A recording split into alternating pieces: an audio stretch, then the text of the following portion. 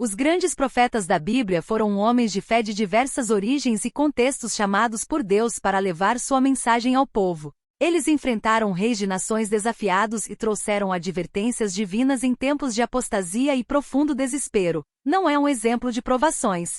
As suas vidas foram marcadas pela perseguição e pelo martírio, fruto da sua dedicação inabalável à missão recebida. Ousou proclamar a verdade e outro atirado às feras enfrentou a morte com fé indomável desafiando-as. Feras que ameaçavam a sua existência, a sua morte não era natural, cada um deles testemunha poderosamente a sua lealdade a Deus e a brutalidade que a humanidade pode infligir àqueles que se levantam em nome da justiça divina. Neste vídeo aprenderemos sobre os membros deste grupo especial conhecido como os 4 grandes profetas da Bíblia. Exploraremos a vida e o fim desses profetas, revelando histórias memoráveis que ainda ressoam em nossos corações e mentes. Prepare-se para uma jornada que lançará luz sobre as verdades ocultas da fé e do sacrifício. Então não se esqueça de clicar em curtir e me dizer nos comentários se este tópico lhe interessa. Vamos seguir em frente para a história. Esar, o profeta que andava nu e descalço. Isaías nasceu por volta de meados do século 8 AC. Durante um período crucial na história do povo de Israel, seu nascimento está registrado no versículo 1 do capítulo 1 de Isaías 1, que diz a visão de Isaías, filho de Amo, que leu sobre Judá e Jerusalém durante os dias de Osias, Joacás e Ezequias, rei de Judá. Ele era filho de Amo, cuja identidade é pouco conhecida além de seu nome. Porém, o próprio nome Isaías é significativo porque significa Yahvé e salvação ou salvação de Yahô, refletindo o objetivo e a mensagem que ele traria ao seu povo. Isaías viveu em Jerusalém, capital do reino de Judá, em uma época de grande instabilidade política e ameaça. É provável que Isaías tenha começado seu ministério profético durante o reinado do rei Osias de Judá, um período de estabilidade e relativa prosperidade para o reino, que era durante esse período que Isaías teve sua visão no templo, um momento que marcaria o início oficial de sua missão como profeta. O relato desse evento se encontra no capítulo 6 do livro de Isaías e oferece uma visão fascinante da experiência espiritual do profeta. A visão ocorreu no ano em que o rei Osias morreu, um período de transição e incerteza para o povo de Judá. Isaías registra que ele estava no templo, provavelmente envolvido em atividades religiosas ou adoração. Quando teve uma experiência extraordinária, ele descreve como viu o Senhor sentado em um trono alto e exaltado, com a parte inferior de seu manto enchendo o templo.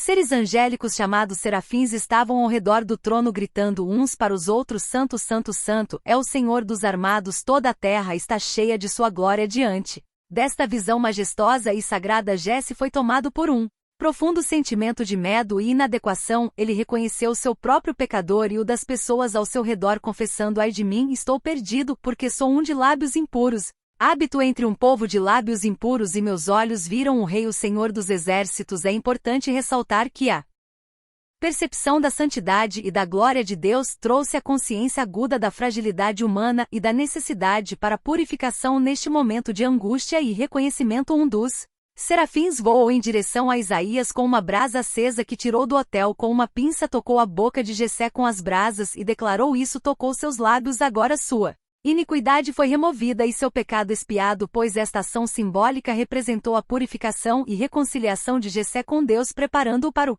serviço profético para o qual foi então chamado. Isaías ouviu a voz do Senhor perguntando: Quem eu verei e quem irá por nós? E ele prontamente respondeu: Aqui estou, envie-me. Este é o momento onde Isaías se voluntaria para ser o mensageiro de Deus, aceitando a responsabilidade e o privilégio de proclamar a palavra divina ao povo.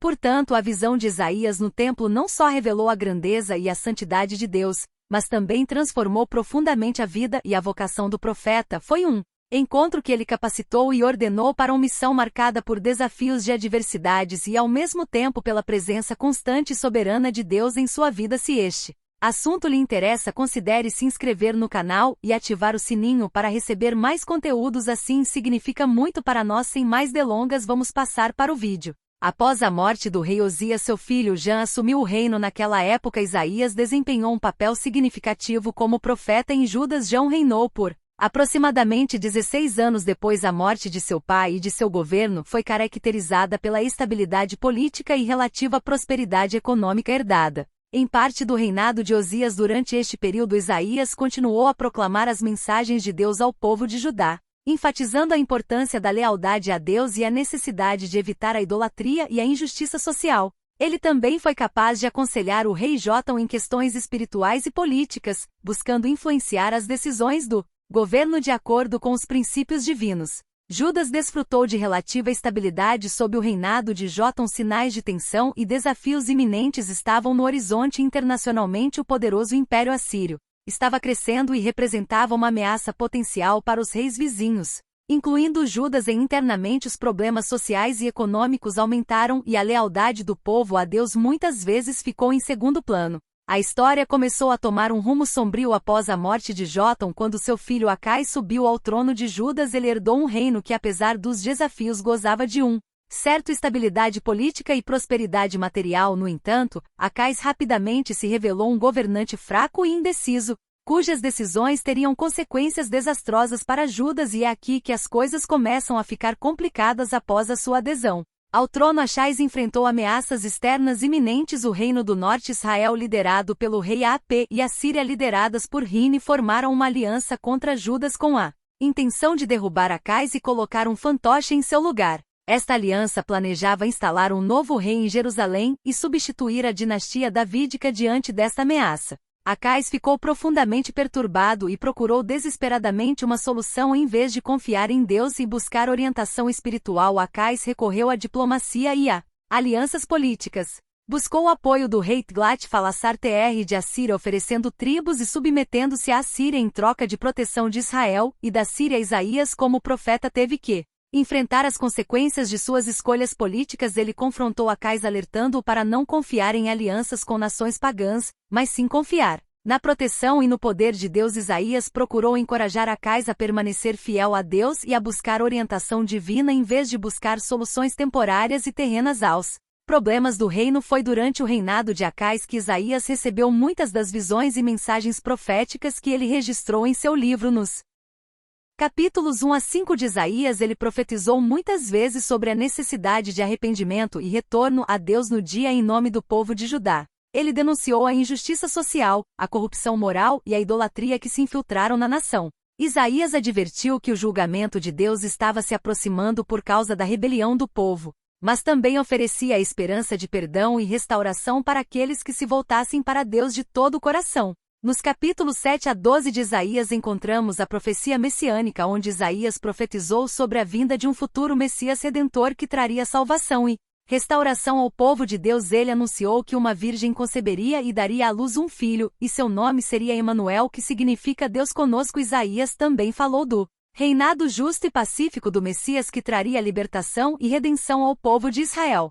Estas profecias estão entre as mais conhecidas e importantes do livro de Isaías e foram cumpridas em Jesus Cristo, o Messias prometido. Todos os seus esforços, Acais não deu ouvidos ao profeta e concluiu uma aliança com a Assíria. Esta aliança com a Assíria rapidamente se tornou uma fonte de problemas ainda maiores para Judas. Tiglat-Pileser aproveitei a fraqueza de Acais e exigiu que ele se submetesse inteiramente à Assíria, transformando Judas em um vassalo do Império Assírio.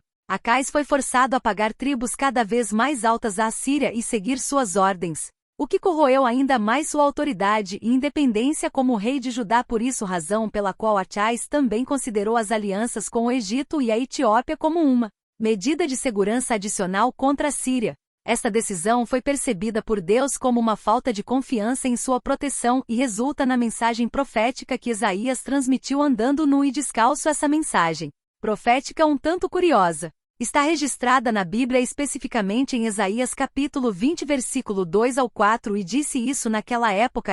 O Senhor falou através de Isaías, filho de Ameal, e disse: Vai e solta o saco dos lombos e tira os sapatos dos pés. Ele o fez, andando nu e descalço. E o Senhor disse: Como meu servo Isaías andou nu e descalço por 3 anos como um sinal e um presságio contra o Egito e contra a Etiópia, assim o rei da Assíria conduzirá os cativos do Egito e os exilados da Etiópia, jovens e velhos nus, descalços e as nádegas expostas à vergonha do Egito. Nesta passagem, Deus fala diretamente a Isaías e lhe dá instruções incomuns para transmitir uma mensagem profética ao povo de Judá. Para Isaías desamarrar o saco de seus lombos e tirar os sapatos dos pés, o saco era uma vestimenta áspera e desconfortável, geralmente usada como sinal de luto ou arrependimento, despindo-se de suas roupas. Isaías demonstrou vulnerabilidade e exposição incomuns.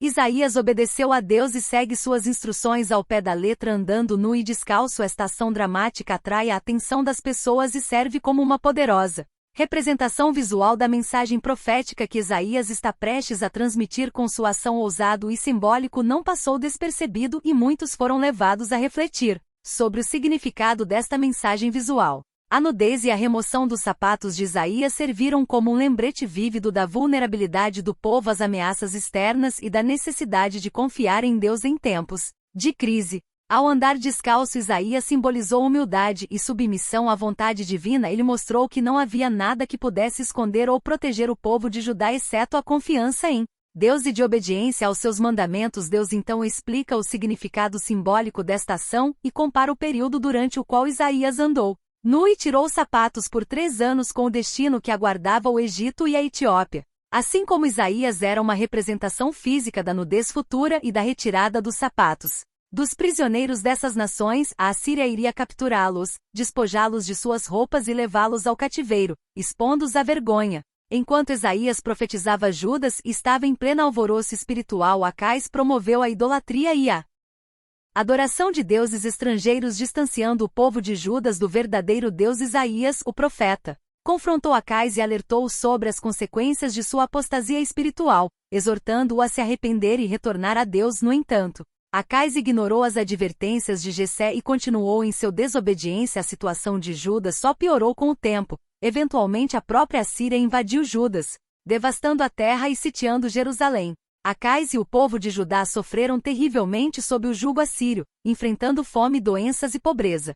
Em última análise, o reinado de Acais foi um período sombrio e turbulento para Judas. Suas escolhas políticas equivocadas e sua falta de fé em Deus levaram Judas, porém, a um estado de fraqueza e desespero. A sua morte não marcou o fim dos problemas de Judas, mas sim o início de um período ainda maior, tumultuado. Seu filho Ezequias herdou um reino em ruínas e enfrentou desafios ainda maiores. Após sua ascensão ao trono, Ezequias empreendeu uma série de reformas religiosas, políticas para limpar Judas da idolatria e restaurar a adoração do verdadeiro Deus. Isaías apoiou e encorajou Ezequias em seus esforços de reforma, servindo como conselheiro espiritual e profeta do rei durante este período. Isaías continuou a levar as mensagens de Deus ao povo de Judá, exortando-os ao arrependimento e à fidelidade. Ele proclamou a palavra de Deus, denunciando a injustiça social, a corrupção moral e a idolatria que ainda persistiam no reino. Isaías também ofereceu esperança e conforto ao povo, lembrando-os das promessas de salvação e redenção de Deus. Independentemente de como fosse durante o reinado de Ezequias, que Judá enfrentou uma crise ainda maior quando Senaquerib, rei da Assíria, ameaçou invadir Jerusalém. No contexto histórico, Senaqueribe foi um rei assírio que reinou de 705 a 681 a.C. Durante seu reinado, a Assíria foi uma potência regional dominante envolvida em várias campanhas militares, incluindo incursões na região de Judá, e temido pelo mundo antigo, conhecido por sua disciplina, organização e eficiência. Preocupado com a situação, o rei Ezequias de Judá inicialmente tentou encontrar uma solução diplomática e negociar com o rei Senaqueribe da Assíria para conflito direto. A narrativa bíblica e as inscrições históricas fornecem detalhes dessas tentativas de negociação. De acordo com a Bíblia, no livro dos Reis, Ezequias enviou mensageiros ao rei Senaqueribe para buscar a paz, concordando em pagar tributo em troca de não ser invadido. Então Senaqueribe, rei da Assíria, subiu contra todas as cidades fortificadas de Judas e as capturou. Ezequias, rei de Judas, enviou uma mensagem a Senaquerib, rei da Síria, para Laquis, dizendo que pequei. Afaste-se de mim, farei tudo o que você me impor. O rei da Assíria impôs a Ezequias, rei de Judas, 300 talentos de prata e 30 talentos de ouro. Porém, Senaquerib não ficou satisfeito com os termos oferecidos e decidiu invadir Judas. Apesar de tudo isso, levou à situação de cerco em Jerusalém, deixando Ezequias sem fuga. Diante da rejeição dessas tentativas de paz, Ezequias ficou profundamente perturbado e angustiado ao saber que Senaquerib havia enviado uma carta ameaçadora à cidade e ao Deus de Israel. Ele recebeu a carta, subiu ao templo e a leu antes. O Senhor, lendo a carta que zombava de Deus e ameaçava destruir Jerusalém, Ezequias rasgou suas roupas em sinal de luto pela dor e desespero pela ameaça assíria. Rasgar as roupas era um gesto comum em muitas culturas antigas, incluindo a cultura judaica, como um sinal de angústia, de luto ou arrependimento. Após esse ato, Ezequias buscou orientação divina e enviou mensageiros ao profeta Isaías para obter conselhos sobre como lidar com a situação. O profeta Isaías recebeu uma mensagem de Deus. Tranquilizou Ezequias. Isaías proferiu uma profecia que garantiu a proteção divina e a derrota do exército assírio. Transmitiu uma mensagem de conforto e garantia divina. Ezequias, não temas as palavras que ouviste, com as quais os servos do rei da Assíria me blasfemaram. Irá devolvê-lo da mesma forma que veio, ele garantiu ao rei que Deus estava ciente das blasfêmias proferidas por Senaqueis e das ameaças contra Jerusalém. Isaías profetizou que Deus não permitiria que Senaqueis alcançasse seu objetivo de destruir a cidade, alegando que o exército assírio seria derrotado e não conseguiria conquistar Jerusalém. Além disso, Isaías lembrou Ezequias das promessas de Deus de proteger Judá e para garantir a continuidade da linhagem davídica. Ele enfatizou que Jerusalém seria salva por causa do amor de Deus e das promessas a Davi de fortalecer a fé de Ezequias. Isaías ofereceu um sinal milagroso como prova da veracidade de suas palavras. Ele disse que, como sinal, a sombra sobre o relógio de sol de Acais recuaria 10 graus, conforme registrado na Bíblia. Este sinal realmente ocorreu, demonstrando o poder e a autoridade de Deus. A mensagem de Isaías trouxe conforto e esperança a Ezequias e ao povo de Judá em um momento de grande angústia, solidificando sua confiança na proteção divina. Ezequias então expressou sua fé em Deus e implorou ao Senhor que ouvisse suas orações e interviesse em nome de Jerusalém. Ele implorou a Deus que proteger a cidade e demonstrar seu poder para que todos os reinos da terra soubessem que o Senhor é o Deus supremo. O resultado deste episódio é que Deus respondeu à fé e à oração de Ezequias de acordo com a Bíblia. Após as orações do rei Ezequias e a mensagem de conforto do profeta Isaías, Deus interveio de forma sobrenatural para proteger Jerusalém. Isso é contado no livro dos Reis, capítulo 19, versículo 35. Naquela noite o anjo do Senhor foi e feriu 185.000 homens no acampamento dos assírios. E quando eles se levantaram de madrugada, eis que todos eram cadáveres numa noite, e um anjo do Senhor foi enviado, e infligiu grande destruição ao acampamento do exército assírio, resultando na morte de 185.000 soldados. A ação do anjo é descrita como sendo de tal magnitude que o exército assírio foi completamente derrotado. Embora a Bíblia não forneça detalhes específicos de como esse evento sobrenatural ocorrido, é apresentado como um ato divino de intervenção para proteger Jerusalém e seu povo. A história destaca a crença na proteção divina e a importância da fé em tempos de grande perigo. A reação do povo no dia seguinte foi de grande espanto e surpresa com a destruição do exército assírio. O povo de Jerusalém e seus líderes, incluindo o rei Ezequias, ficaram aliviados e gratos por terem sido protegidos de uma situação tão iminente e destrutiva. Ameaça, eles reconheceram o poder de Deus e a intervenção divina como a razão pela qual estavam seguros. Ezequias e Isaías trabalharam juntos para restaurar a fé e a obediência à verdade de Deus, preparando assim o caminho para um futuro de paz e prosperidade para Judas. Mais tarde, Manassés, filho de Ezequias, sucedeu seu pai como rei de Judá e reinou por cerca de 55 anos. Infelizmente, seu reinado é lembrado como um dos mais sombrios da história de Judas por causa de sua grave rebelião contra Deus e a perseguição do fiel Manassés reverteram muitas das reformas religiosas iniciadas por seu pai Ezequias. Ele reintroduziu a idolatria e adorando deuses pagãos em Judas, construindo hotéis pagãos dentro e ao redor de Jerusalém. Manassés também perseguiu cruelmente os profetas, aqueles que permaneceram fiéis ao Deus de Israel, derramando sangue inocente e espalhando a corrupção espiritual por todo o reino. Neste ambiente hostil, Isaías continuou a proclamar a palavra de Deus apesar do perigo iminente. Ele denunciou a apostasia de Manassés e alertou sobre as consequências da rebelião contra Deus que Isaías enfrentaria oposição e perseguição por suas profecias e fidelidade a Deus, mas ele permaneceu firme em sua missão como mensageiro do Senhor durante o reinado de Manassés. Isaías poderia ter sofrido martírio por causa de sua fé inabalável, embora a Bíblia não forneça detalhes específicos da morte de Isaías. Afirma que ele foi perseguido e martirizado durante o reinado de Manassés. Seu legado como profeta e mensageiro de Deus, no entanto, continuou a raciocinar através de gerações, inspirando fé e coragem mesmo em tempos de grande tribulação. Outro relato sobre a morte de Isaías é encontrado no livro da Ascensão de Isaías. Este livro é um texto apócrifo do Antigo Testamento que não faz parte do cânon do hebraico ou cristão escrituras, mas é considerado significativo para a compreensão da literatura e teologia judaico-cristã. É composto por várias partes, incluindo visões de profecias e uma narração da ascensão de Jessé ao céu. a história da morte de Jessé, conforme descrita neste livro, é uma das partes mais notáveis e dramáticas que relata que sob o reinado de Judas do rei Manassés,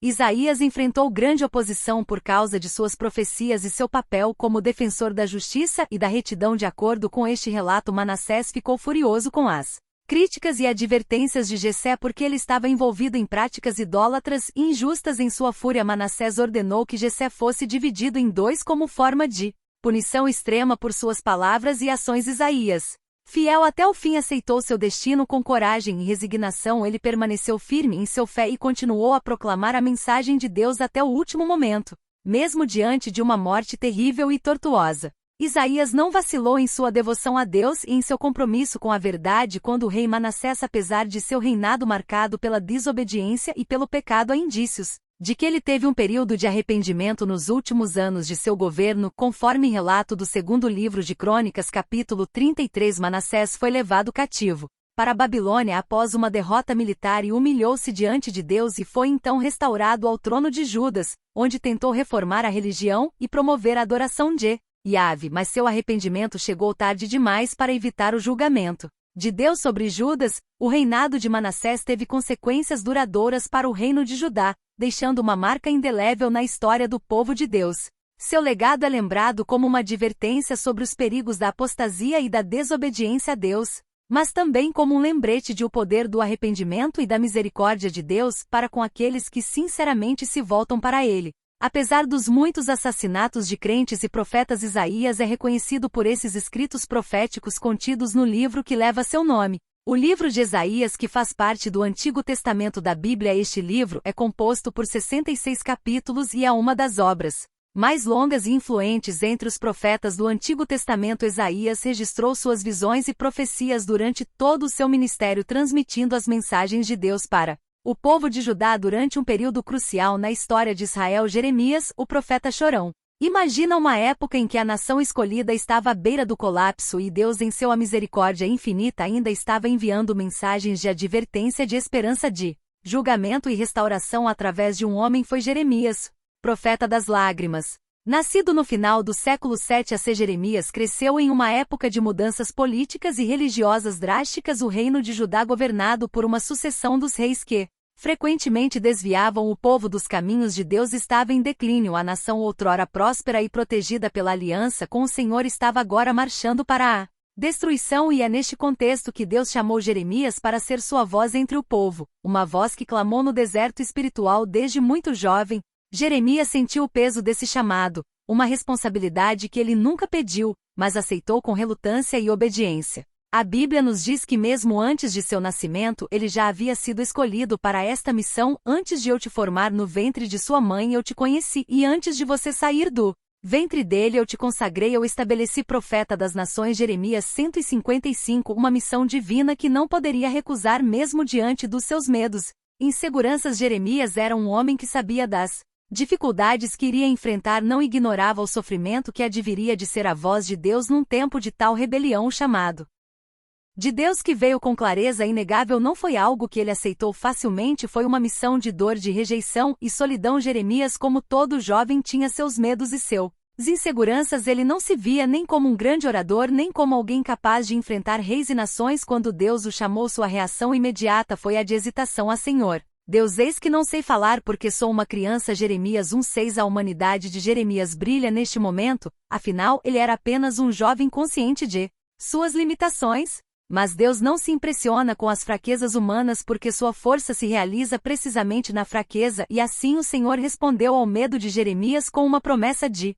presença constante. Não diga que sou uma criança, pois você irá para todos aqueles a quem eu enviar você, e você diga tudo o que eu ordenar. Não os tema, pois estou com você para livrá-lo, diz o Senhor. Jeremias 1:7-8. No entanto, o profeta levantou-se com o coração pesado para aceitar o desafio. Ele sabia que não estava falando em seu próprio nome, mas em o nome de Deus. Aquele que o conheceu desde o ventre de sua mãe o escolheu para proclamar as palavras que ninguém mais falaria, e assim, com lágrimas nos olhos, Jeremias iniciou seu ministério, um ministério que seria marcado pela tristeza, sofrimento e lealdade inabalável ao Deus da Bíblia. O reino de Judá estava à beira do abismo e a As advertências de Jeremias soaram como um chamado final ao arrependimento. Ele falou não apenas de catástrofe e destruição, mas também da necessidade de retornar a Deus para mais uma vez abraçamos os mandamentos e a aliança que foram negligenciados e assim começamos nossa jornada pela vida e ministério de Jeremias, o profeta das lágrimas. Ao explorarmos sua história, não veremos apenas um homem que sofreu por sua fé, mas também um servidor fiel que, apesar das adversidades, permaneceu firme na missão que Deus lhe havia confiado. O chamado de Jeremias o lançou em uma missão árdua e cheia de desafios. Ele seria não apenas um profeta, mas o porta-voz de Deus em tempos de grandes crises. Durante o reinado do justo Josias havia esperança de que Judas retornaria aos caminhos do Senhor, mas com o passar dos anos ficou claro que o coração do povo permanecia endurecido.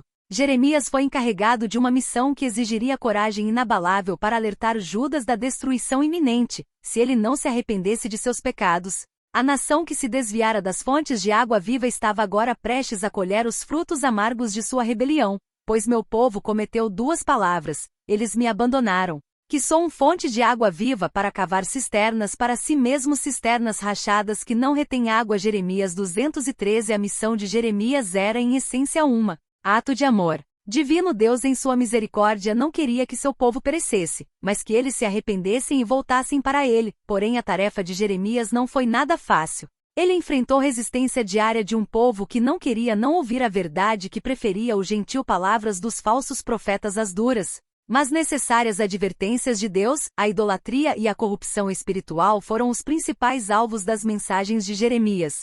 Ele viu como o povo de Deus havia trocado a glória do Senhor por ídolos de madeira e de pedro, como ele se desviou do Deus verdadeiro para seguir falsos deuses que nada podiam fazer por eles. O coração de Jeremias se partiu ao ver a degradação espiritual de Judas, uma nação que já havia sido chamada para ser santa e separada. Ele proclamou com fervor as palavras que o Senhor deu-lhe, palavras que expuseram o pecado do povo e o chamou ao retorno à justiça. Mas apesar dessas advertências, Jeremias enfrentou o desprezo e a rejeição de muitos, incluindo os próprios líderes religiosos, que deveriam ter sido os primeiros a ouvir e para se arrepender. No coração de sua missão, Jeremias se viu diante de um dilema sobre como continuar pregando a um povo que se recusava a ouvir, mas ele perseverou sabendo que estava cumprindo a vontade de Deus. Suas advertências não eram meras palavras no ar, mas uma tentativa desesperada de salvar Judas da destruição. A cada nova profecia, a cada nova mensagem, o sábio Jeremias renovava seu compromisso com Deus mesmo quando seu próprio coração estava oprimido pelo fardo que carregava. Ele sabia que seu ministério não seria medido pelo número de conversões ou por sua popularidade, mas por sua fidelidade ao chamado divino. À medida que Jeremias progredia em sua missão profética, as consequências de sua fidelidade a Deus começaram a se manifestar dolorosamente. Ele se tornou cada vez mais uma figura controversa em Judas, alguém que não tinha medo de enfrentar a corrupção e a idolatria da época, mas essa ousadia não veio sem um golpe. Jeremias enfrentou uma perseguição implacável tanto por parte do povo como de líderes religiosos e políticos. O seu compromisso em proclamar a verdade divina, mesmo que fosse impopular, fez dele um alvo constante de ataque e retaliação. O próprio Deus avisou Jeremias que ele enfrentaria resistência, mas também lhe prometeu que ele não o abandonaria. Eles farão guerra contra você, mas eles não irão derrotá-lo porque eu estou com você para livrá-lo, diz o Senhor. Jeremias 119. Entre as muitas adversidades que Jeremias enfrentou, uma das mais notórias foi a prisão ordenada pelo sacerdote Pashur. Jeremias, obedecendo ao chamado de Deus, nunca hesitou em dizer a verdade, mesmo quando essa verdade era dolorosa e impopular. Ele havia recebido uma palavra dura do Senhor, uma profecia anunciando a destruição iminente de Jerusalém e do templo, o coração espiritual de Judá. Para o povo e seus líderes religiosos, era inconcebível que Deus permitiria tal desastre, especialmente contra sua própria casa, o templo. Mas Jeremias, com a convicção de que somente a profunda comunhão com Deus poderia proclamou suas palavras de julgamento nos portões do templo, exortando o povo a se arrepender antes que fosse tarde demais. Entre os líderes religiosos que se opuseram ferozmente em Jeremias foi Pashur, o sacerdote responsável pela segurança do templo. Pashur não apoiou as profecias de destruição de Jeremias, vendo-as como uma ameaça à estabilidade e autoridade dos líderes religiosos. Para ele, Jeremias era um agitador, alguém que teve que ser silenciado para que a ordem poderia ser mantido. O padre viu as mensagens de Jeremias como um ataque direto à sua própria posição e ao status quo que ele representava. Cheio de raiva e desprezo, Pashur decidiu agir. Pashur ordenou que Jeremias fosse capturado, chicoteado e preso às chicotadas. Uma forma de punição brutal. Não só infligiu dor física ao profeta, mas também teve a intenção de humilhá-lo publicamente. Após o espancamento, Jeremias foi colocado em uma camisa de força, um dispositivo de tortura que imobilizou as mãos e os pés, forçando corpo a uma posição dolorosa. Esse jugo foi colocado no portão superior de Benjamim, uma das entradas principais do templo, onde todos que passavam podiam ver o profeta em sua aflição. Foi uma clara tentativa de desacreditar Jeremias, apresentando-o como um criminoso aos olhos do povo. Durante toda aquela noite, Jeremias permaneceu algemado, suportando dor física e humilhação pública. Mas mesmo em meio a essa adversidade, o profeta não perdeu a determinação. Que ele sabia que sua missão era maior do que o sofrimento momentâneo da manhã seguinte, quando Pashur ordenou sua libertação. Jeremias não recuou. Em vez de ceder à pressão e abandonar sua mensagem, ele proferiu uma nova profecia, desta vez diretamente contra Pashur. Ele anunciou que o nome de Pashur seria mudado para Magor Missabib, o que significa terror por todos os lados, um nome que refletia o destino que aguardava o sacerdote. Jeremias declarou que Pashur e sua família seriam levados cativos para a Babilônia, onde morreriam e seriam enterrados de acordo com sua rebelião contra Deus. Jeremias 2016. No entanto, a jornada de Jeremias não foi apenas marcada pela bravura externa. Ele também lutou internamente com as dificuldades de seu chamado. Em momentos de profunda angústia, o profeta chegou a se arrepender do dia de seu nascimento, se perguntando por que Deus o escolheu para uma tarefa tão dolorosa. Em Jeremias 2079, ele expressa seu desespero: você me convenceu, Eterno, e eu parti para persuadir. Você me agarrou, você estava o mais forte. Todos os dias sou motivo de chacota, todos riem de mim. Se eu disser não pensarei mais nele, não falarei mais em seu nome, é em meu coração como um fogo devorando, trancado em meu EOS. Canso de contê-lo e não consigo. Essas palavras revelarem a intensidade da batalha espiritual e emocional que Jeremias travava, uma luta entre o desejo de abandonar e o impulso irresistível de cumprir o chamado de Deus. Porém, o mais difícil foi que ainda estava por vir. Jeremias havia se tornado uma figura extremamente impopular entre os líderes políticos e militares de Judas. Entre os mais furiosos com as profecias de Jeremias estavam os príncipes de Judas, que o viam como uma ameaça à sua autoridade e à sobrevivência mesmo da cidade. Eles foram até o rei Zedias e exigiram que Jeremias fosse severamente punido. Zedias, um rei fraco e indeciso, oscilando entre o medo dos líderes e a consciência da verdade nas palavras de Jeremias, cedeu à pressão dos príncipes. Com permissão do rei, eles agarraram Jeremias e decidiram se livrar dele da maneira mais cruel que ele poderia imaginar, jogando-o em uma cisterna. A cisterna em questão era um antigo reservatório tanque de água localizado no pátio da prisão e pertencente a Malquija, um dos príncipes. Naquela época a cisterna não continha mais água, mas estava cheia de lama espessa e profunda, sem qualquer possibilidade de se mover ou escapar. Jeremy foi jogado na cisterna, afundando na lama para ponto de quase não conseguir mais mover. A escuridão, o frio e a umidade o cercavam e a morte por fome ou asfixia parecia inevitável. Os príncipes pensaram que ao partir Jeremias lá ele poderia finalmente silenciá-lo sem precisar derramar seu sangue diretamente. Porém, em meio a esta terrível situação, a providência divina interveio inesperadamente. Ebed-Melech, um etíope que servia na corte do rei Zedequias, soube o que havia acontecido com Jeremias. Ebed-Melech era um homem com um coração compassivo e, apesar dos riscos, decidiu interceder pelo profeta. Foi ver o rei e denunciou com coragem a injustiça cometida contra Jeremias. Zedequias, talvez movido por culpa ou pela memória das advertências de Jeremias, autorizou Ebed-Melech a salvar o profeta da cisterna. Ebed-Melech então reuniu alguns homens e improvisou cordas feitas de trapos e roupas velhas. Ele baixou suas cordas na cisterna e orientou cuidadosamente Jeremias para que ele as colocasse sob seu braços para ser retirado da cisterna. Este ato de bondade e coragem salvou a vida de Jeremias, que ao ser retirado da cisterna estava exausto e coberto com bol. Mas ainda vivo após seu resgate, Jeremy foi colocado de volta na prisão do tribunal ou, embora ainda preso, estava pelo menos a salvo das terríveis condições da cisterna.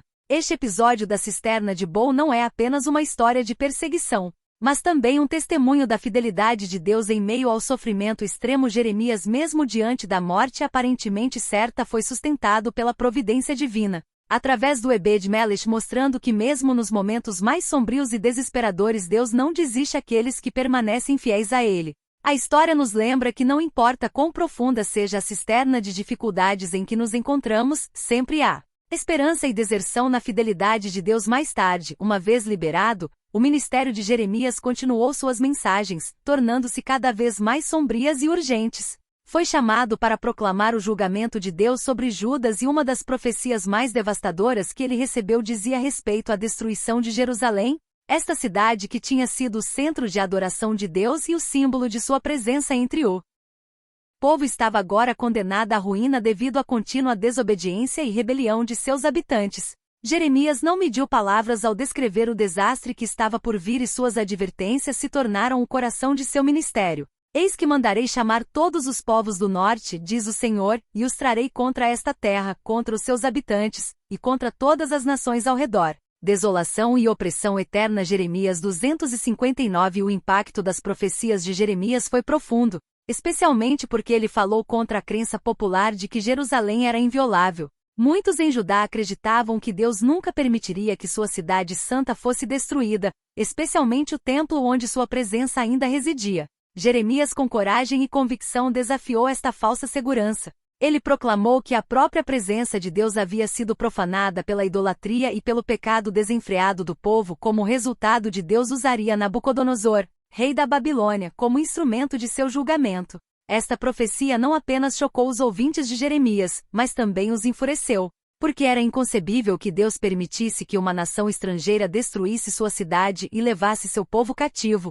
um dos mais notáveis de Jeremias. Confrontos ocorreram com o falso profeta Ananias Pineapli, tentando oferecer uma mensagem de esperança que contradizia Jeremias, afirmando publicamente que o jugo babilônico seria quebrado em 2 anos e que os cativos, bem como os tesouros do templo, seriam devolvidos a Jerusalém. Jeremias inicialmente respondeu com amarga ironia, desejando que as palavras de Ananias fossem verdadeiras, mas sabendo que eram falsas. Ele então anunciou em nome de Deus que Ananias seria enganando o povo e que em vez de paz haveria guerra, fome e pestilência. O profeta que profetiza paz quando a sua palavra se cumprir, então este profeta será reconhecido como enviado pelo Senhor em verdade. Jeremias 289, logo após a morte de Ananias, confirmando a verdade das palavras de Jeremias e o julgamento de Deus sobre aqueles que distorceram essas palavras. Apesar da dureza dessas profecias, Jeremias também trouxe mensagens de esperança para o futuro em meio à destruição iminente. Ele falou da promessa de restauração, embora esta restauração só ocorreria após um período de 70 anos de cativeiro na Babilônia. Assim diz o Senhor: quando se completarem 70 anos para a Babilônia, irei visitá-lo e cumprirei minha boa palavra para com você, trazendo de volta a este lugar. Jeremias 2910. Esta promessa, contida em uma carta enviada aos exilados na Babilônia, ofereceu um vislumbre de esperança em meio às trevas, mostrando que o julgamento de Deus sempre foi acompanhado de sua misericórdia e que ele não havia abandonado completamente seu povo. A profecia sobre a destruição de Jerusalém culminou em um dos momentos mais trágicos da história de Judas em 586 AC. As palavras de Jeremias se cumpriram com uma precisão assustadora. Os babilônios invadiram a cidade, destruíram o templo e levaram grande parte da população ao cativeiro. Aqueles que zombaram e rejeitaram as palavras de Jeremias estava agora vivendo a dura realidade de que ele havia previsto que a cidade que antes brilhava como um farol de glória foi reduzida a ruínas, e a lamentação de Jeremias ecoou entre as pedras quebradas e os corações partidos dos poucos sobreviventes. Este episódio é um testemunho poderoso do cumprimento das promessas de Deus de julgamento e restauração. Jeremias, fiel ao seu chamado, proclamou a verdade divina mesmo quando ela era impopular e dolorosa. Após a destruição de Jerusalém e a desolação que se seguiu a Jeremias, o profeta, que previu seus acontecimentos com uma precisão assustadora, expressou sua dor e tristeza de uma forma que ressoaria através de gerações. Ele escreveu o livro de Lamentos. Este livro é um reflexo profundo e comovente do sofrimento de um homem que testemunhou a ruína completa de sua nação, cidade e seu povo. As palavras de lamento não são apenas um registro histórico, mas um grito de dor e desespero, uma expressão crua e visceral do luto coletivo de Israel. Como fica sozinha esta cidade, se populosa ela se tornou como uma viúva, ela que era grande entre as nações. Lamenta 11. Este primeiro grito resume a dramática Transformação de Jerusalém de uma cidade vibrante e cheia de vida em uma cidade desolada e abandonada. A poesia de Lamentação está estruturada na forma de acróstico cada capítulo começando com uma nova letra do alfabeto hebraico. Este formato reflete uma tentativa de encontrar ordem no meio do caos. Um esforço para articular de forma organizada a dor e a confusão que se seguiram à destruição. Jeremias, conhecido como o profeta das lágrimas, derrama sua alma em cada linha, descrevendo não apenas a devastação física de Jerusalém, mas também o sentimento de abandono espiritual que permeava o povo. O templo, que havia sido o centro de adoração a Deus, estava em ruínas e o povo sentiu como se o próprio Deus os tivesse abandonado. O Senhor tornou-se como um inimigo, devorou Israel, devorou todos os seus palácios, destruiu as suas fortalezas e aumentou o luto e a lamentação na filha de Judas. 25. As lamentações de Jeremias captam a dor de um povo que enfrenta as consequências da sua própria desobediência. O profeta lamenta não só as perdas tangíveis de vidas nas casas, o templo, mas também a perda do favor de Deus. Ele reconhece que a destruição é o resultado do justo julgamento de Deus, mas isso não diminui a intensidade da sua dor. Jeremias expressa um sentimento de culpa coletiva, acreditando que as calamidades que se abateram sobre Jerusalém foram merecidas devido a pecados persistentes de seus habitantes. Os profetas e os sacerdotes pecaram na cidade santa, derramaram o sangue da lamentação justa. 4:13. Esse reconhecimento do pecado e da justiça de Deus é um tema recorrente ao longo do livro, mostrando que mesmo em meio ao lamento há uma compreensão de que Deus permanece justo e soberano. Mas no meio das trevas da lamentação há lampejos de esperança. Jeremias, mesmo em seu sofrimento profundo, não perde de vista a misericórdia de Deus.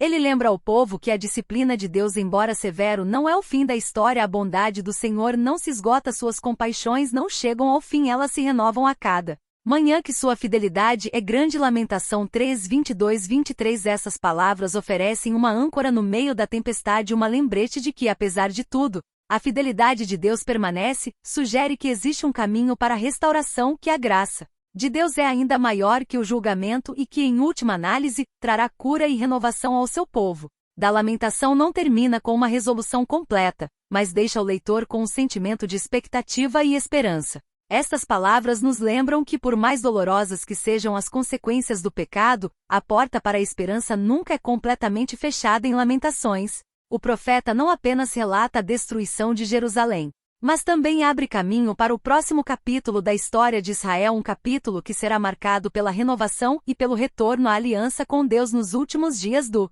ministério do profeta Jeremias se deparou com um cenário ainda mais difícil, com Jerusalém destruída e a maioria do povo exilado na Babilônia. Poucos que permaneceram em Judá estavam em desespero. Esses sobreviventes, em vez de se voltarem para Deus e seguirem as palavras do profeta, decidiram seguir sua própria voz, buscando proteção e segurança no Egito. Para eles, o Egito parecia ser a última esperança de escapar da raiva babilônico. Mas Jeremias, fiel ao seu chamado, continuou a alertá-los contra esta decisão. Ele proclamou que a aparente segurança que o Egito oferecia era apenas uma ilusão e que a desobediência continuaria a trazer consequências terríveis. Assim diz o Senhor dos Exércitos, o Deus de Israel, que você viu todo o mal que trouxe sobre Jerusalém e sobre todas as cidades de Judá estão hoje devastadas. E ninguém mora lá. Jeremias 442. Apesar das advertências claras e direto de Jeremias, os líderes e o povo de Judas estavam determinados a fugir para o Egito. Ignoraram completamente as palavras do profeta, acusando-o de traição e alegando que ele estava conspirando com os babilônios. Jeremias tentou de todas as maneiras dissuadir o povo de sua teimosia, mas seus esforços foram em vão.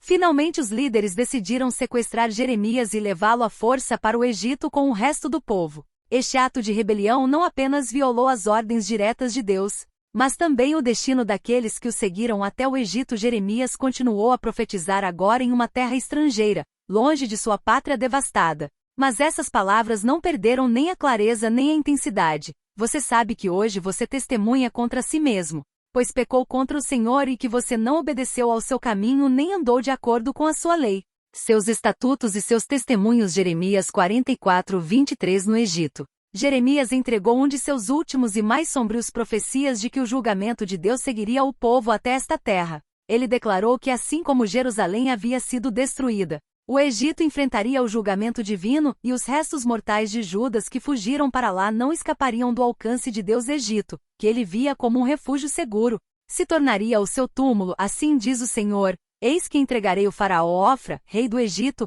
nas mãos de seus inimigos e nas mãos daqueles que querem a sua vida, como eu entreguei Zedias, rei de Judas, nas mãos de Nebucadnezzar, rei da Babilônia, seu inimigo que queria sua vida. Jeremias 4.430. Esta profecia final foi uma sentença de morte para aqueles que persistiram em sua desobediência. Historicamente, não há nenhum relato bíblico ou extrabíblico detalhado que confirme diretamente o cumprimento específico de todas as partes desta profecia da maneira exata descrita por Jeremias. No entanto, sabe-se que o Egito enfrentou várias invasões e conflitos durante este período, incluindo os ataques dos babilônios sob o comando de Nabucodonosor. Esses eventos poderiam ser vistos como cumprimento geral da profecia de Jeremias sobre o julgamento que viria sobre o Egito e sobre os judeus que ali se refugiaram. Embora o relato bíblico não forneça uma definição definitiva conclusão sobre o destino desses refugiados, embora a Bíblia não forneça detalhes explícitos sobre os últimos dias de Jeremias, as tradições judaicas e cristãs sugerem que o profeta teve um fim trágico.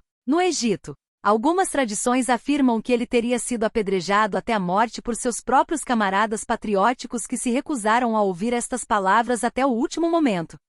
Este destino sombrio, embora não confirmado pelas Escrituras, está de acordo com a vida de um profeta que enfrentou constantemente a rejeição da perseguição e sofrimento por causa de sua fidelidade a Deus. A morte de Jeremias, seja lá o que for, marca o fim de um dos ministérios proféticos mais intensos e difíceis da Bíblia. Jeremias, ao longo de sua vida, ilustrou o que significa seja fiel a Deus mesmo quando todos ao seu redor se voltarem contra você. Daniel, o profeta, jogado para ser devorado por feras selvagens. A história começa com a poderosa conquista do rei Nabucodonosor sobre Judá em 586 a.C., a cidade de Jerusalém, cair e seu rei Joaquim ser capturado e levado para a Babilônia. Este momento marcante não foi apenas a queda de uma cidade, mas o início de uma nova era para o povo hebreu. O exílio babilônico após a conquista. Nabucodonosor implementou uma estratégia inteligente selecionando o jovem Judas, mais promissor para servir em seu na corte. Não foi apenas um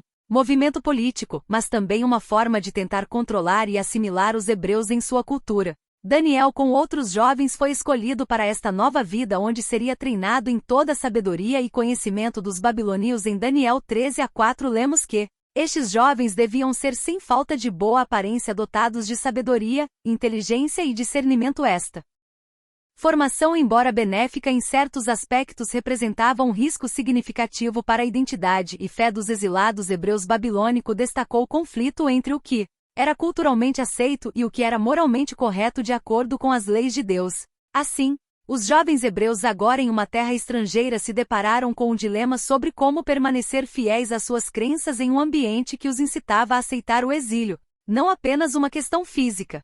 Foi uma batalha espiritual onde Daniel e seus amigos tiveram que escolher entre a lealdade ao rei da Babilônia ou a obediência ao Deus de Israel. Esta escolha definiria não apenas suas vidas, mas também influenciaria o futuro de uma nação inteira. Nabucodonosor, ao levar seus jovens para a Babilônia, acreditou que poderia moldá-los à sua imagem, mas Daniel e seus amigos mostrariam que, apesar das circunstâncias, sua lealdade a Deus não poderia ser abalada quando os jovens hebreus fossem levados para a Babilônia. Uma das primeiras ações de Nabucodonosor foi mudar seu nome como forma de apagar suas raízes e impor-lhes uma nova identidade. Daniel, que significa Deus é meu juiz, tornou-se Baltazar, um nome que se refere a um deus babilônico. Da mesma forma, seus amigos Shadraque, Mechaque e Abednego foram nomeados em homenagem ao deus pagão.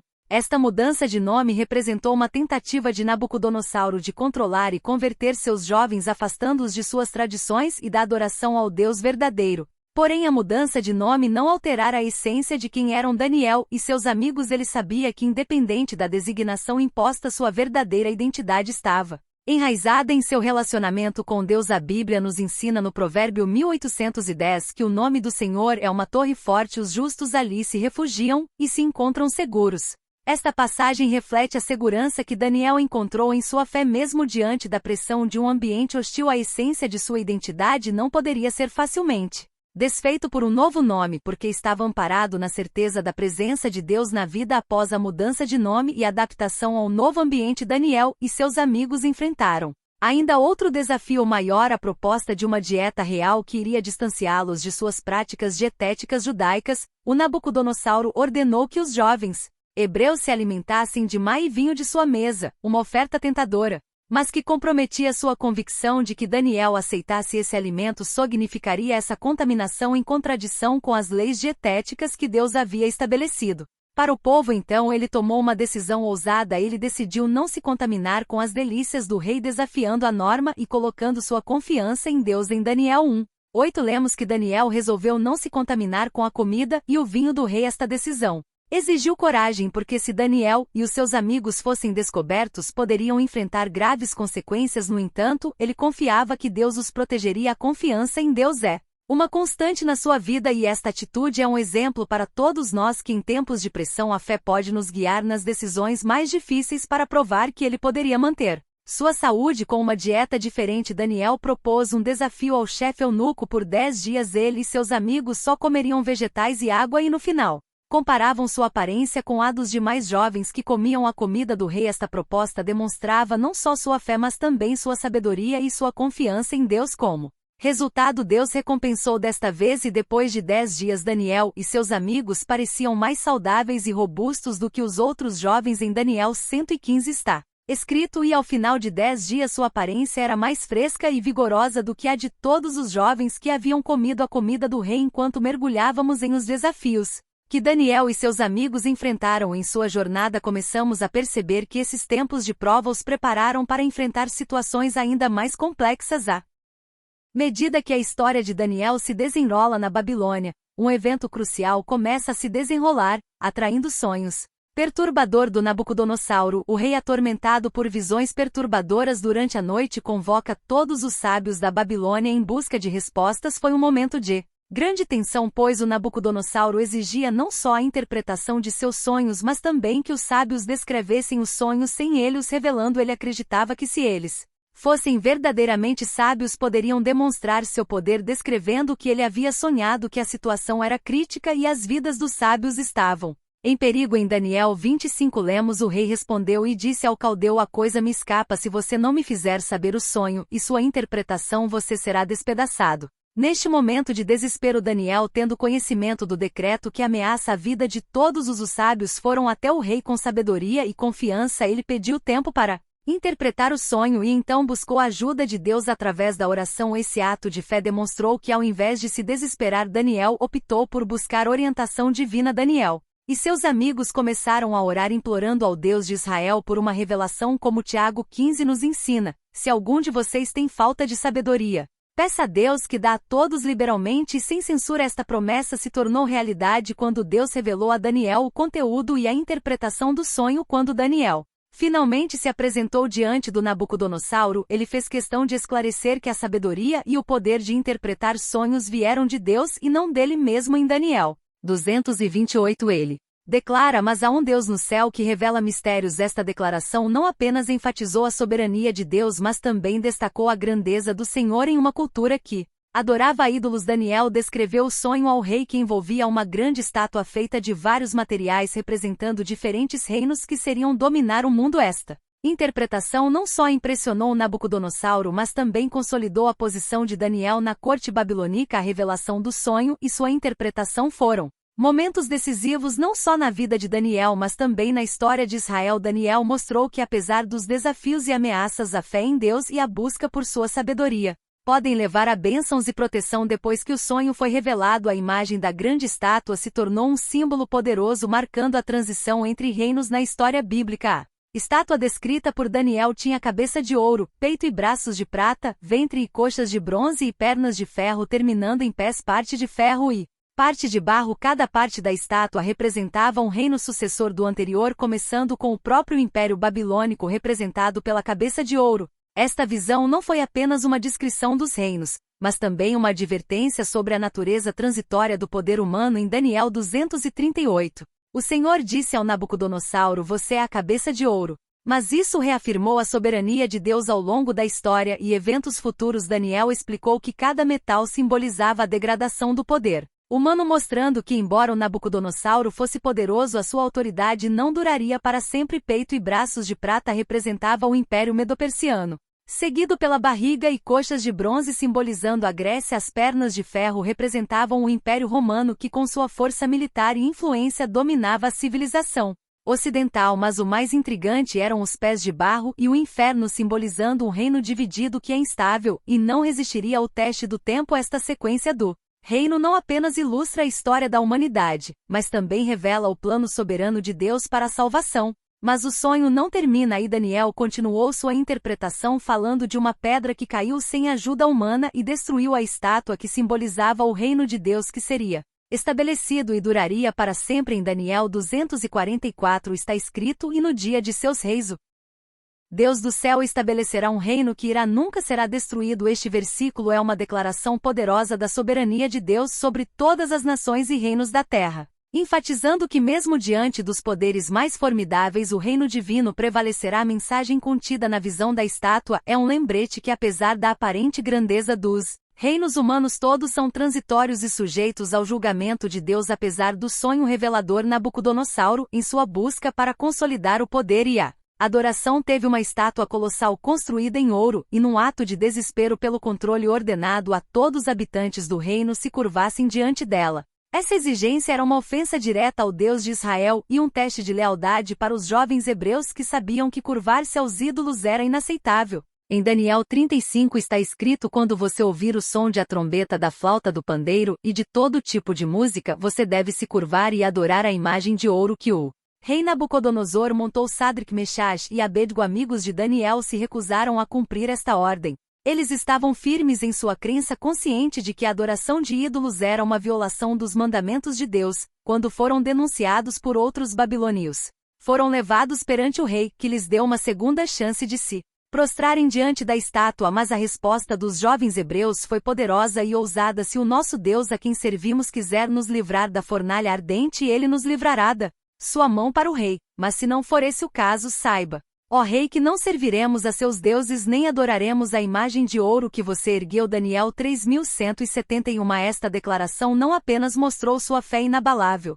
mas também sua determinação de permanecer leal a Deus, independentemente das consequências de sua recusa. Nabucodonosor ficou furioso e ordenou a fornalha ser aquecida 7 vezes mais que o normal. A coragem de Sadraque, Mesaque e Abednego diante da ameaça de morte ilustra, uma vez que não se deixa abalados pelas circunstâncias, estavam prontos a enfrentar a morte em vez de comprometerem a sua adoração ao verdadeiro Deus. Num acto de desespero, o rei ordenou que os jovens fossem atirados na fornalha e o calor era tal que os soldados que os atiraram foram consumidos por as chamas. No entanto, o que se seguiu é um testemunho poderoso da proteção divina. Olhando para dentro da fornalha, Nabucodonosor ficou surpreso ao ver 4 homens andando livremente entre as chamas sem se queimarem. O quarto homem, que parecia ser um filho dos deuses, foi uma manifestação da presença divina que acompanhou os jovens em seu julgamento. Em Daniel 325 o rei exclamou: eis que vejo 4 homens soltos que andam no meio do fogo e não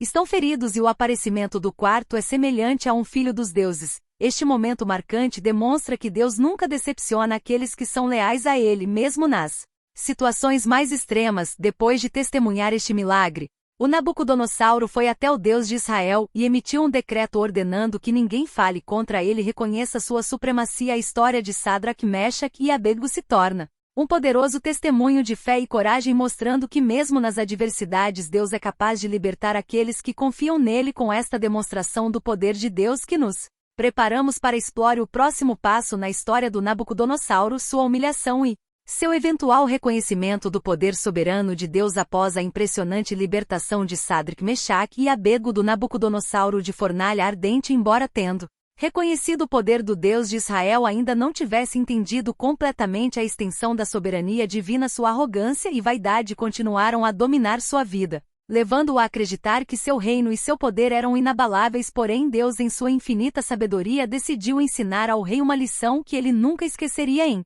Daniel 417, lemos que um decreto foi emitido. Esta decisão é um decreto dos vigilantes e esta sentença é uma palavra dos santos para que os vivos saibam que o Altíssimo tem autoridade sobre o reino dos homens e que a dá a quem ele deseja. Um sonho perturbador veio novamente ao Nabucodonosor, desta vez em uma imensa árvore que se elevava ao céu oferecendo sombra e abe para todos, exceto esta árvore.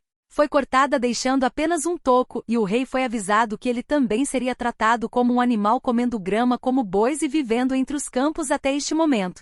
Que ele reconhece que o Altíssimo é o verdadeiro governante do mundo. Quando Daniel foi chamado para interpretar o sonho, a gravidade da situação ficou clara. Ele avisou ao rei que a humilhação o esperava se ele não se arrependesse de sua voz e não reconhecesse a soberania de Deus. Em Daniel 427, ele disse, portanto, ao rei: aceite meu conselho e liberte-se de seus pecados, praticando a justiça, e de suas iniquidades, tendo misericórdia dos pobres. O rei, porém, ignorou o aviso de Daniel. Um ano depois, enquanto se gabava de suas realizações, o Nabucodonossauro foi repentinamente atingido pela profecia como um cumprimento da palavra de Deus.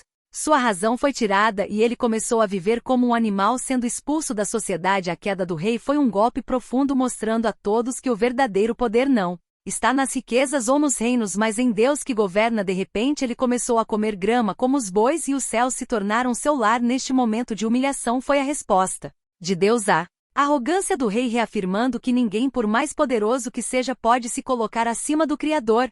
Porém, mesmo nesta humilhação, a história não termina no desespero. Ao final de sua punição, Nabucodonossauro recuperou a razão e, erguendo os olhos para o céu, reconheceu a soberania de Deus. Em Daniel 434, ele exclamou: agora eu, Nabucodonosor, eu louvo, exalto e glorifico o Rei dos céus, pois todas essas obras são verdadeiras e suas vozes são justas, e ele pode andar no caminhos de orgulho. Esta transformação do coração do rei é um testemunho poderoso da graça e misericórdia de Deus, mostrando que mesmo os corações mais endurecidos podem ser moldados pelo seu poder. A humilhação do Nabucodonossauro serve como um lembrete para todos nós da importância de reconhecer a soberania de Deus em nossas vidas. É um aviso para não deixarmos a arrogância tomar conta, mas pelo contrário nos humilharmos diante do Altíssimo. Depois da queda do Nabucodonossauro e sua transformação, a história do Império Babilônico passa para um novo capítulo, onde seu neto Baltazar assume o trono. Baltazar, ao contrário de seu avô, não mostra nenhuma reverência a Deus. No momento de arrogância e desprezo, ele decide dar um grande banquete, convidando 1000 de seus nobres para celebrar. No meio da festa, Azar, com seu espírito de desprezo, manda trazer os utensílios sagrados do Templo de Jerusalém usados para adorar o Deus de Israel, para que ele e seus convidados pudessem se alegrar e zombar de tudo que é sagrado. Em Daniel 5:2-3 está escrito que Baltazar deu um grande banquete a 1000 de seus nobres e bebeu vinho na presença deles. Enquanto bebia vinho, ordenou que os vasos de ouro e prata que Nabucodonossauro, seu pai, havia tirado do templo fossem trazidos para eles beberem.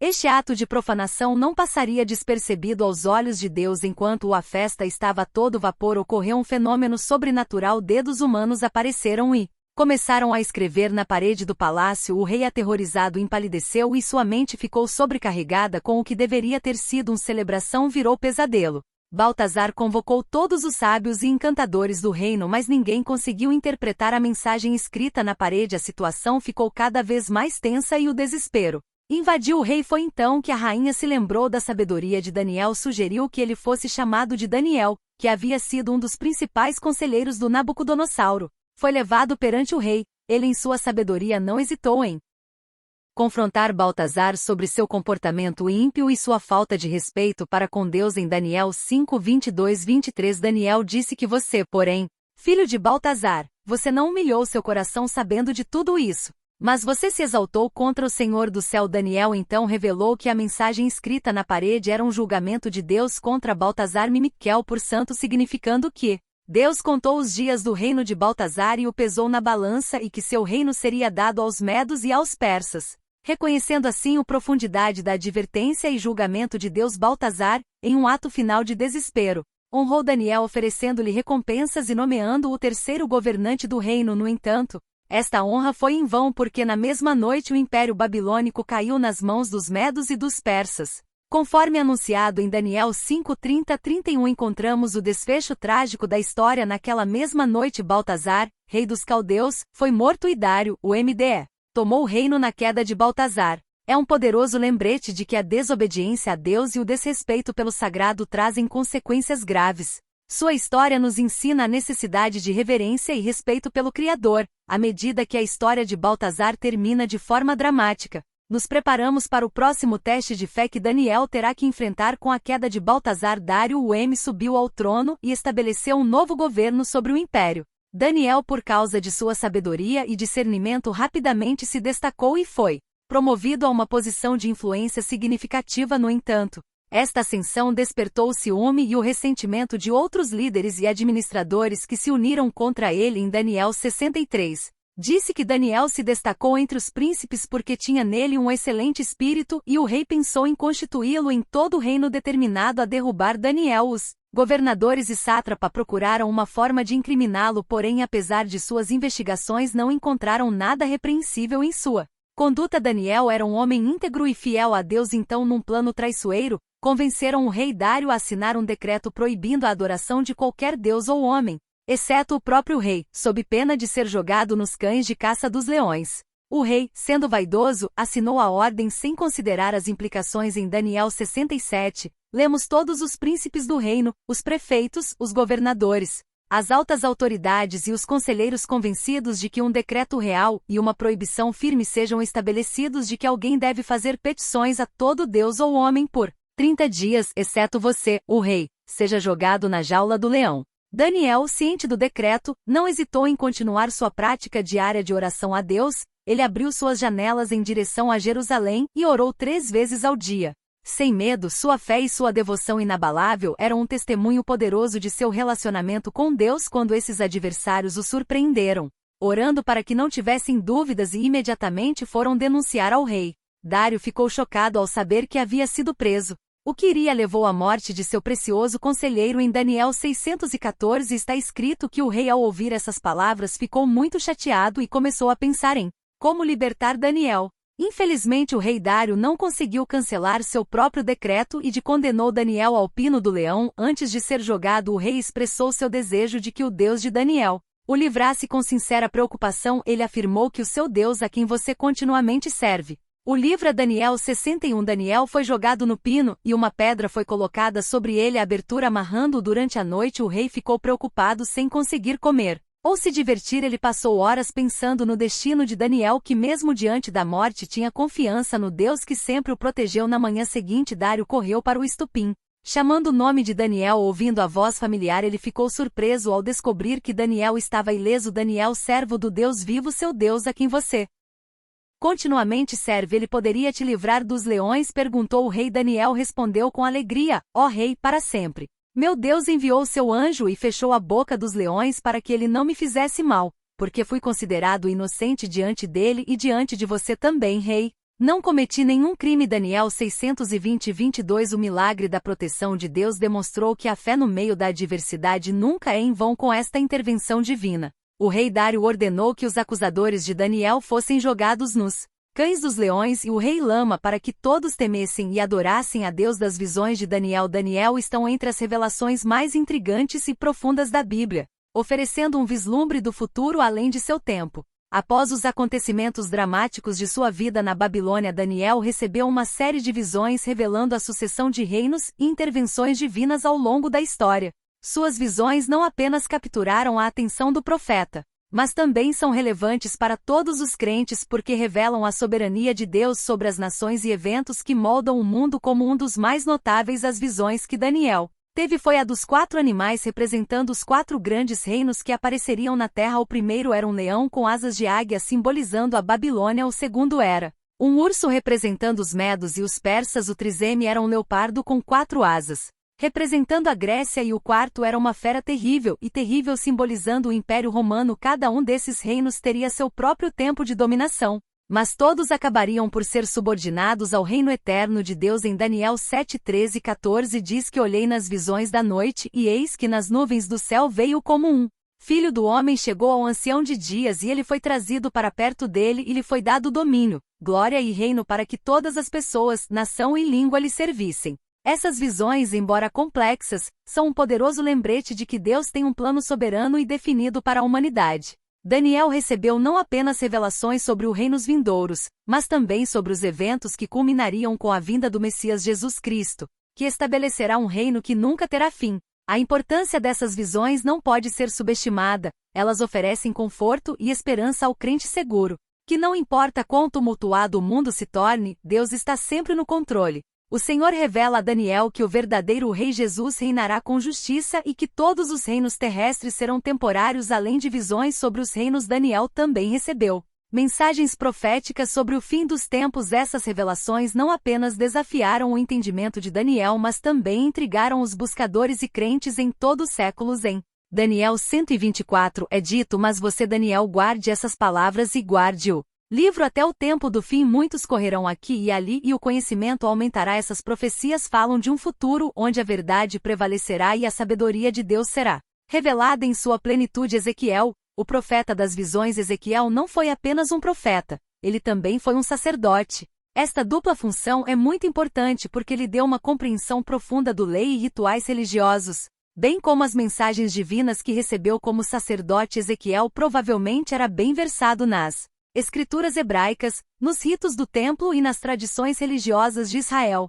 Sua formação sacerdotal provavelmente influenciou suas visões e a maneira como ele interpretava e transmitia as mensagens de Deus derivadas do hebraico Yekeskel. O nome Ezequiel significa Deus fortalecerá ou Deus prevalecerá. Este significado não é apenas um detalhe linguístico, mas reflete a essência da missão de Ezequiel e o mensagem central de seu ministério profético em tempos de grandes dificuldades e crises para o povo de Israel.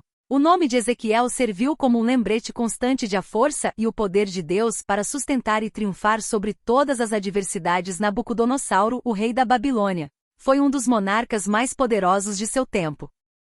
Conhecido por suas campanhas militares e por transformar a Babilônia em uma das cidades mais magníficas do mundo antigo, a deportação de os judeus faziam parte da sua estratégia para garantir o controle dos territórios conquistados, dispersando a população local e enfraquecendo a sua capacidade de revolta. A vida dos judeus cativos na Babilônia era complexa. Embora fossem arrancados de sua terra natal e vivendo no exílio, os judeus na Babilônia não eram escravos no sentido estrito. Eles tinham uma certa liberdade para estabelecer comunidades, praticar sua religião e até mesmo prosperar economicamente. Porém, a experiência do exílio foi profundamente traumática. Marcada pela nostalgia da pátria e um sentimento de perda e desolação, os cativos foram dispersos por diversas regiões da Babilônia, onde formaram pequenas comunidades. Estas comunidades mantiveram uma organização social e religiosa que lhes permitiu preservar a sua identidade cultural e religiosa. Liberdade de culto permitiu Ezequiel para seguir suas práticas sacerdotais e transmitir suas profecias. Ezequiel, chamado por Deus aos 30 anos, iniciou seu ministério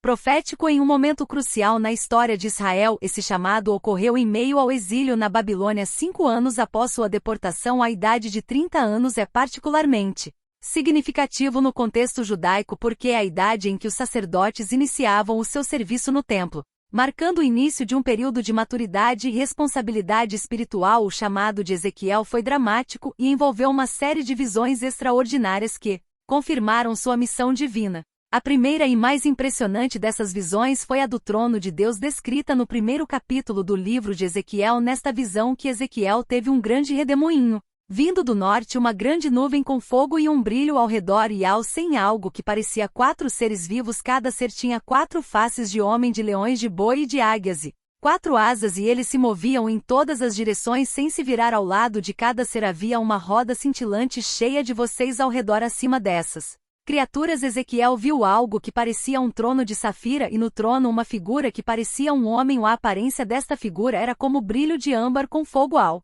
redor, representando a glória do Senhor. Esta incrível visão revelou não apenas a Ezequiel a majestade e a santidade de Deus, mas também lhe deu um vislumbre do complexo e glorioso reino celestial. Foi nessa visão que Ezequiel recebeu sua comissão como profeta, chamado para ser vigia da casa de Israel. Como vigia, a missão de Ezequiel era alertar o povo do julgamento iminente e para chamá-los à responsabilidade e ao arrependimento. Deus lhe disse claramente que ele seria enviado a um povo rebelde e teimoso, mas que eles não deveriam temer porque Deus estaria com eles. Ezequiel recebeu um pergaminho escrito em ambos os lados contendo lamentações, choro e gemidos, e ele foi instruído. Penetrou no coração da vida religiosa de Israel. A profanação do templo foi um claro sinal de rebelião contra Deus. O lugar que deveria ter sido santo e dedicado exclusivamente ao culto do Senhor estava agora contaminado por rituais pagãos. Esta visão simbolizava a profunda traição do povo de Deus e a violação de seu santuário, tornando o julgamento divino inevitável. Ezequiel também faz uma distinção clara entre pecadores e justos em suas mensagens. Ele enfatiza que cada indivíduo seria responsável por seus próprios pecados. A justiça de Deus não seria não cego, ele reconheceria aqueles que permaneceram Fiéis e obedientes em meio à corrupção generalizada em uma visão poderosa e que vê homens armados com armas de destruição enviadas por Deus para executar o julgamento em Jerusalém. Mas um homem vestido com o estojo de escrita de o escriba é responsável por marcar a testa daqueles que suspiram e gemem por causa das abominações cometidas na cidade. Esses indivíduos seriam poupados da destruição, simbolizando a proteção divina sobre os justos. Esta visão destaca a importância da justiça pessoal e de arrependimento sincero. Deus não puniria indiscriminadamente, mas distinguiria entre aqueles que persistiram no pecado e aqueles que procuraram viver em obediência. Esta mensagem foi crucial para um povo prestes a enfrentar um julgamento severo, oferecendo esperança de que a fidelidade e o arrependimento ainda poderiam encontrar favor aos olhos de Deus. A visão dos querubins e a glória de Deus é outro elemento significativo das profecias de Ezequiel. Nos capítulos 10 e 11 ele descreve o chubim de seres angélicos de elevada posição espiritual que acompanham a presença divina. Ezequiel vê a glória de Deus surgindo do templo, afastando-se da cidade de Jerusalém. Este ato simboliza a retirada da presença protetora de Deus devido à contínua rebelião do povo. A saída de a glória de Deus no templo é uma imagem de desolação espiritual, indicando que a cidade estava agora vulnerável ao julgamento sem o prado salvador de Deus. Este movimento da glória de Deus também carrega um significado espiritual profundo. Mostra que Deus não é limite para um lugar físico, sua presença e sua santidade transcendem o templo. Mesmo quando ele se afasta do templo corrupto, ele permanece soberano e justo e sua justiça não será comprometida. Nos capítulos 20 a 23 de Ezequiel, o profeta continua a detalhar as transgressões de Israel e Judas, com ênfase particular na violação das leis de Deus e na importância do sábado. Essas profecias enfatizam a contínua desobediência do povo e usam símbolos poderosos para anunciar o julgamento iminente que estava para acontecer. Cair sobre eles. Ezequiel começa no capítulo 20 relembrando a história de Israel desde o tempo de sua escravidão no Egito. Ele destaca a maneira pela qual Deus fez uma aliança com os israelitas, dando-lhes estatutos e decretos, incluindo a observância do sábado, que deveria ser um sinal entre Deus e seu povo. O sábado era um símbolo de santidade e obediência, um lembrete constante do relacionamento exclusivo entre Deus e Israel. Porém, em várias ocasiões os israelitas violou o sábado e outras leis de Deus, adotando práticas idólatras e costumes pagãos. Através de Ezequiel, Deus expressa decepção e raiva pela infidelidade do povo. O sábado em particular é mencionado como um ponto crucial de desobediência. No capítulo 20, Deus relembra como os israelitas rejeitaram seus decretos e profanou seus sábados, levando-o a jurar que não os traria para a terra prometida. Um castigo que reflete a seriedade com que ele encarava a violação de suas leis. A observância do sábado era mais do que um mero ritual. Era um símbolo da aliança entre Deus e Israel, e sua profanação representava uma quebra direta dessa aliança. Ezequiel usa uma série de símbolos para ilustrar o julgamento iminente que surgiria de suas transgressões. Nos capítulos 21 e 22, ele descreve a espada afiada de Deus, simbolizando o julgamento que seria executado em Jerusalém e Judá. A espada é uma imagem clara de destruição e morte. Pretendia limpar a terra dos pecados acumulados do povo. Deus instrui Ezequiel a gemer e lamentar em público, a fim de dramatizar a dor e a angústia que viriam. Ezequiel usa o símbolo da fornalha de fusão no capítulo 22, onde Jerusalém é comparada a uma cidade cheia de impureza e escória pronta para ser purificada pelo fogo. Este símbolo reforça a ideia de que o julgamento divino não é apenas punitivo, mas também purificador, destinado a eliminar a corrupção e restaurar santidade. No capítulo 23, Ezequiel apresenta uma alegoria de duas irmãs, Ohola e Oliba, representando Samaria e Jerusalém respectivamente. As irmãs são descritas como adúlteras e infiéis, buscando alianças e práticas idólatras com nações estrangeiras. Esta alegoria ilustra a infidelidade espiritual de Israel e Judas, que se afastaram de Deus para seguir deuses estrangeiros e costumes pagãos. O espiritual, a traição das duas irmãs leva à sua humilhação e destruição, simbolizando o destino que aguarda Jerusalém e Judá devido à sua persistente desobediência. A dualidade de as profecias de Ezequiel são evidentes quando ele fala não apenas do julgamento iminente, mas também das promessas de restauração. Mesmo quando ele descreve a punição severa, há uma esperança subjacente de que através da purificação e do arrependimento um remanescente fiel será preservado. Esta dualidade reflete a justiça e o arrependimento. Misericórdia de Deus, que, embora aplicando o julgamento devido ao pecado, também oferece uma promessa de redenção àqueles que se voltam para ele. A morte da esposa de Ezequiel é descrita no capítulo 24. Deus informa Ezequiel que sua esposa, o desejo de seus olhos, morrerá repentinamente. Ezequiel é instruído a não chorar ou lamentar em público, a fim de representar simbolicamente a reação que o povo de Israel terá quando Jerusalém for destruída. Eles ficarão em tal estado de choque e dor por não conseguirem expressar seu luto da maneira tradicional. A morte da esposa de Ezequiel simboliza a perda e a desolação iminentes que Jerusalém enfrentará, uma tragédia tão grande que até mesmo o luto será abafado por a escala do desastre. Nos capítulos 29 a 33 de Ezequiel, o foco se volta para o Egito, um dos antigos inimigos e aliados de Israel. A profecia começa com uma condenação direta do faraó do Egito, comparando-o a um grande monstro descansando em seus rios. Reivindicando o Nilo como sua própria criação, esta imagem tem como objetivo expor a falsa confiança do faraó e do Egito em seu próprio poder e recursos naturais. Deus, por meio de Ezequiel, promete que o Egito será devastado e o faraó será arrastado para fora de seu reino com seus peixes para morrer no deserto sem qualquer sepultamento adequado. Esta visão de desolação se estende aos versículos seguintes, onde Deus declara que o Egito se tornará um deserto e uma ruína para 40 anos. Os egípcios serão espalhados entre as nações e a terra ficará desolada, uma severa humilhação para um reino que antes se considerava invulnerável. Depois desse tempo, Deus promete restaurar o Egito, mas nunca mais será uma grande potência remanescente. Um reino menor e subordinado incapaz de recuperar a glória do tempo. Nt. Ezequiel apresenta um lamento final pelo Egito, descrevendo o faraó como um leão entre as nações e como um monstro nos mares. A imagem do leão e do monstro reforça a ideia de que o Egito vil se apresenta como uma força incontrolável, mas Deus a reduzirá a nada. Ezequiel detalha como o Egito será levado ao abismo ao lado de outras nações já destruídas, ilustrando um destino de morte e desolação que ele insiste em fato de que Deus é justo e que seu julgamento é imparcial. Deus não tem prazer na morte dos ímpios, mas deseja que todos se afastem de sua voz maligna e vivam esta mensagem universal que sublinha a justiça divina, mostrando que todas as pessoas,